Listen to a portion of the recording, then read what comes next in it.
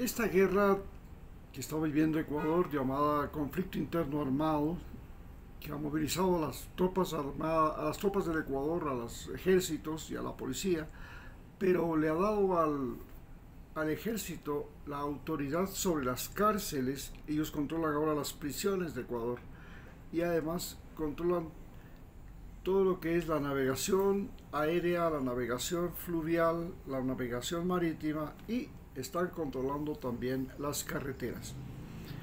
Eso no impide que el ejército entre en los barrios problema para capturar y hacer las misiones que se llaman, ¿no? Que ya llevan 70.000. Pero además de este conflicto, que es el conflicto interno armado generado por el narcotráfico, más que nada por la extorsión y el sicariato, porque el narcotráfico hasta finalmente no era un problema. El problema fue cuando los jóvenes comenzaron a encontrar recursos económicos en la microventa de droga, en la extorsión, en el sicariato. Entonces,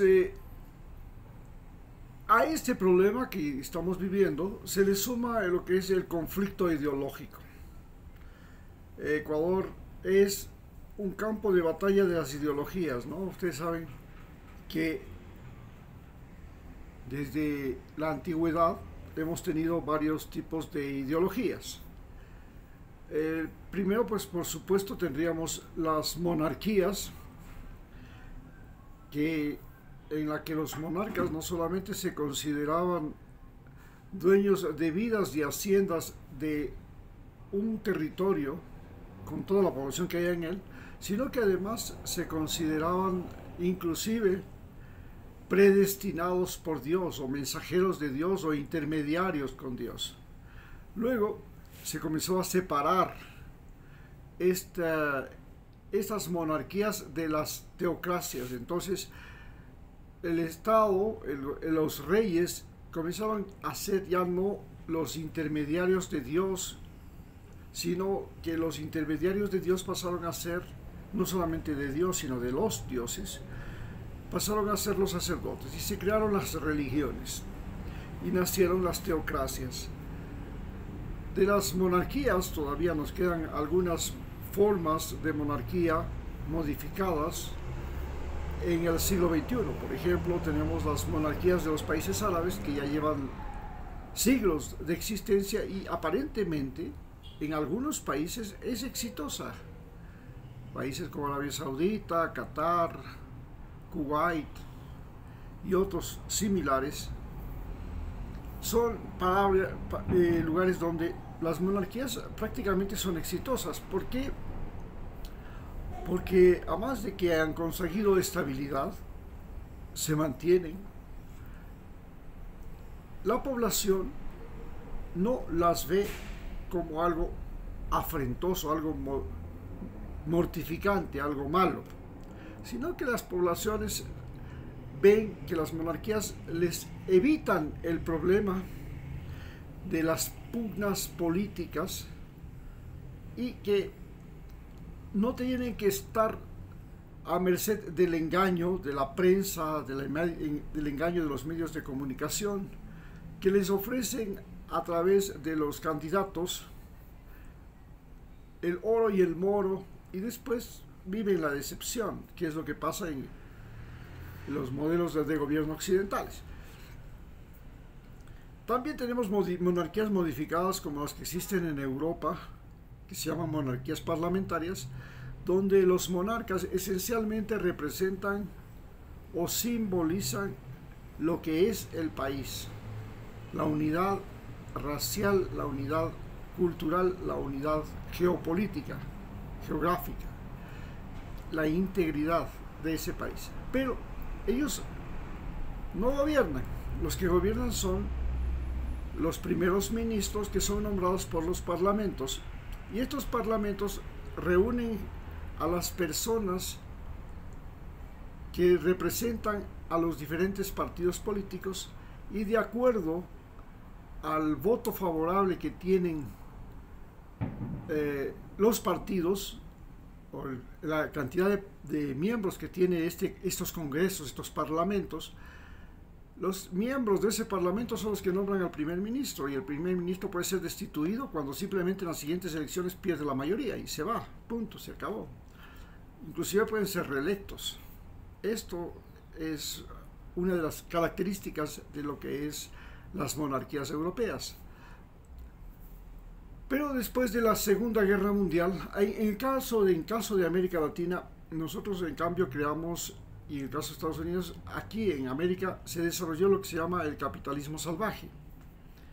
El capitalismo salvaje que nace y se origina en Estados Unidos, que se fundamenta sobre todo en la libertad, en la propiedad privada, en la explotación laboral, en la acumulación de riqueza, donde hay un principio fundamental: primero yo, después yo y finalmente yo. Esto se llama el individualismo.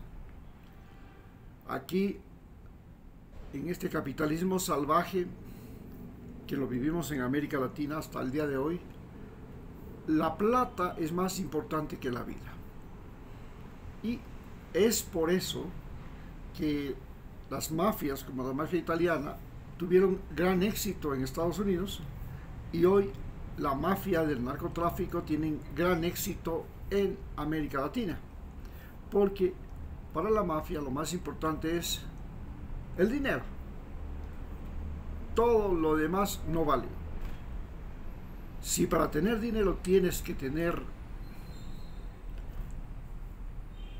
sicarios, tienes que tener asesinos, tienes que extorsionar, tienes que robar, tienes que traficar, tienes que explotar, tienes que prostituir a las muchachas, bueno, lo importante son, como dicen ellos, los negocios. Es asunto de negocios. Los negocios están por sobre todas las cosas, sobre la ley, sobre la vida, sobre todo. Los negocios. Y ese es el capitalismo salvaje que nace en Estados Unidos y que ahora se contamina o se propagó por toda América Latina desde las guerras de la independencia. En el capitalismo salvaje que vivimos nosotros, hay elecciones, los presidentes ganan las elecciones por votación directa y secreta. Hay campañas electorales donde los medios de comunicación son los que ponen y quitan presidentes, los dueños de los medios de comunicación. Y finalmente, los banqueros, los terratenientes, los empresarios, los grandes industriales son los que tienen el poder, y ellos tienen el poder para tener el derecho de explotar los recursos naturales a la población, y su objetivo fundamental es pagar la menor cantidad de impuestos posible. Si no pueden pagar impuestos, mejor. Piensan en puertos libres, en banca libre, en comercio libre, en todo lo que sea eso, no pagar impuestos. Y lo más importante es los bienes, las empresas, los negocios, la cantidad de productos, los compradores y los vendedores. Es lo que se llama el libre mercado. A esta se les opone desde la Revolución Socialista de 1917 el comunismo. El comunismo de la Unión Soviética pues tenía la particularidad de que era convertir a todo el país, a todos los habitantes del país, en miembros de un partido único. No había otro partido, solamente había el partido único. La segunda cosa era: los miembros del partido único nombran un buró, un comité central del Partido Comunista, y ese comité central del Partido Comunista nombra al secretario general. Esta concentración del poder en un secretario general y en un limitado grupo de patriarcas se llamaba la gerontocracia, de viejos que controlaban el poder, fue la característica muy típica del socialismo soviético y se reprodujo en todos los países de Europa del Este. También se reprodujo en Cuba y ahora se lo reproduce todavía en Nicaragua y Venezuela. Pero este sistema fracasó. En la Guerra Fría se quebrantó. La Unión Soviética perdió la Guerra Fría y se desmoronó completamente. No solamente que se desmoronó como Unión Soviética, perdiendo todo lo que eran los países de Europa del Este que estaban sometidos a través del Pacto de Varsovia a la Unión Soviética, sino que además en este momento están separándose los países que fueron parte de la Unión Soviética, como Ucrania, como Georgia, y anteriormente lo que se hace Chechenia. Y estos países que se están desmembrando de la Unión Soviética son la prueba contundente de que el sistema comunista soviético fracasó. En el sistema comunista soviético, lo más importante era la propiedad estatal, no había propiedad privada, y el trabajo para el Estado. Todo el mundo era un trabajador estatal, no había trabajadores privados. Y el Estado era el que decidía, ese buró que controlaba el Estado, ese Stalin, ese primer ministro, el primer secretario, digamos, del Partido Comunista, Lenin, Stalin, Nikita Khrushchev, Gorbachev, etc., todos ellos decidían qué es lo prioritario, qué es lo que hay que hacer, qué es lo que se hace, porque ellos eran los todopoderosos, como lo es ahora Putin. Pero la evolución del Partido Socialista soviético a lo que se llama el capitalismo salvaje soviético, que es lo que están viviendo ahora, Rusia, cuando se quebranta, le da paso al capitalismo salvaje soviético. El capitalismo salvaje soviético se diferencia del capitalismo salvaje norteamericano en que el capitalismo salvaje soviético lo ejercen específicamente las mafias. Entonces Rusia se convierte en un estado mafioso. ¿Cómo nacen las mafias rusas? Las mafias rusas nacen porque en el periodo de Yeltsin el Estado decide privatizar todo.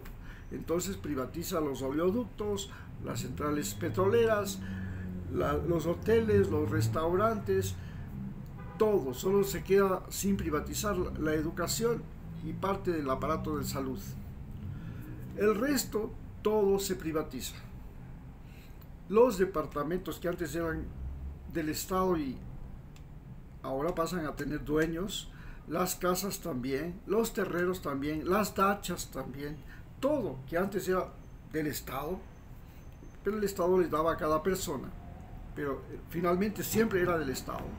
Ahora no, ahora es propiedad privada y puede ser heredado, puede ser vendido, puede ser comprado, y esto da origen a que las mafias vayan a las calles donde se vendían los que se llamaban los vouchers o las acciones de las empresas estatales, y se los daban a los viejos, a los jóvenes, a toda la población, pero no sabían qué hacer con esos papeles, ¿no?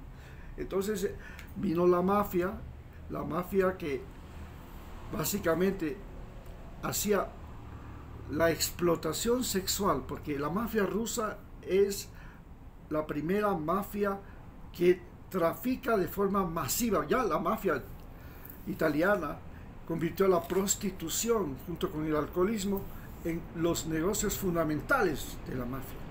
Pero la mafia rusa convierte a la prostitución en su primera forma de ingresos económicos. Después comienza a extorsionar a todas las personas. Usted en Rusia no podía poner ninguna empresa si no tenía que pagar krisha.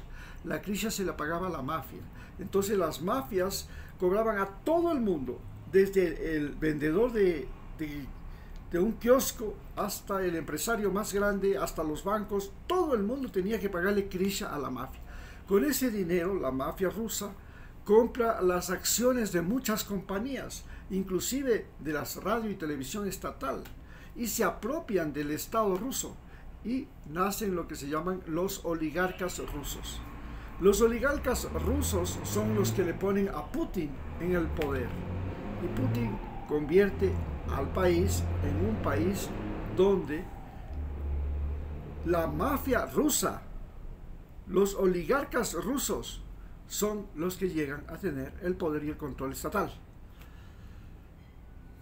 Esta es la característica del capitalismo salvaje ruso que vive ahora y que es el gobierno de Putin. Putin es en realidad un individuo que representa al capo de los capos de la mafia rusa, es decir, al capo de los capos de los oligarcas rusos, que ya les explico, nacieron de esta compra de acciones que se vendían en la calle. Yo personalmente fui a Rusia y viví y vi cómo se hacía eso, cómo nació la mafia rusa y cómo nacieron los oligarcas rusos. Putin después, cuando llega al poder, comienza a eliminar a los oligarcas que le incomodan y se queda él como el oligarca principal.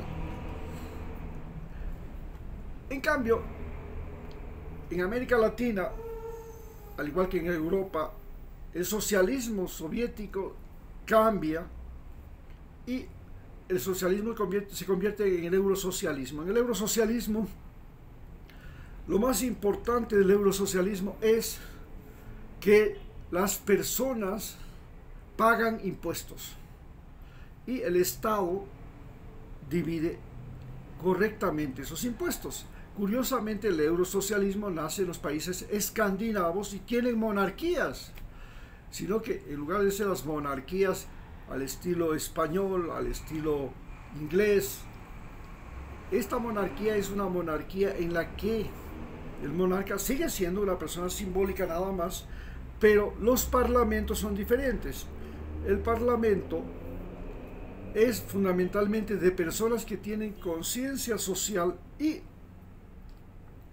lo que hace el Estado y el parlamento es cobrar impuestos altísimos y distribuir equitativamente esos impuestos entre la población, desarrollar la infraestructura, mejorar la educación, mejorar la salud, darle más seguridad al Estado, protegerse, crear ejércitos, pero al mismo tiempo tener una gran distribución equitativa de la riqueza. Eso es el gran logro del eurosocialismo. De Escandinavia, que hablamos de Suecia, Noruega, Dinamarca, Finlandia. Este modelo del eurosocialismo quiere ser absorbido por América Latina y crea lo que se llama el socialismo latinoamericano. ¿Qué diferencia hay entre el socialismo europeo y el socialismo latinoamericano? Hay que señalar que en los dos socialismos existe la propiedad privada. Y estos socialismos se diferencian del capitalismo estatal chino. China pasa del comunismo, donde había el partido único y todo era propiedad del Estado, al capitalismo estatal chino. El capitalismo estatal chino protege la propiedad privada, permite la explotación laboral, pero cobra altísimos impuestos. La diferencia está en que hay un primer ministro que es nombrado por el Partido Comunista, que es el partido único, mientras que en los países escandinavos existen varios partidos. Hay socialismo, pero con varios partidos. En China hay el socialismo, pero se mantiene el partido único, punto. Y todo el mundo, todo el país tiene que ser miembro de ese partido único y tiene que ir a elegir los representantes al enorme parlamento chino. Y en ese enorme parlamento chino se decide quién es el primer ministro, y ese primer ministro o presidente es el que gobierna y puede ser reelegido indefinidamente, como lo es ahora Xi Jinping. Pero el Estado, lo que hace, lo fundamental para el Estado es la recaudación de impuestos, algo que tenían desde el comienzo de la historia de China como una cultura, la recaudación de impuestos.